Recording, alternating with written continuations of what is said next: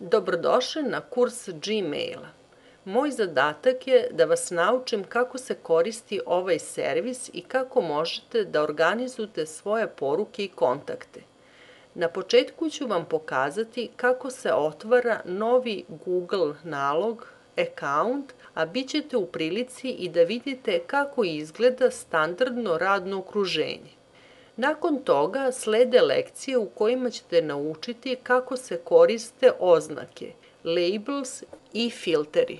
Vidjet ćete kako funkcioniše Google Chat, a ta funkcija u sebi objedinjuje razmenu kratkih poruka i upotrebu videa. Na kraju ću vam pokazati kako da čitav sistem prilagodite vašim potrebama.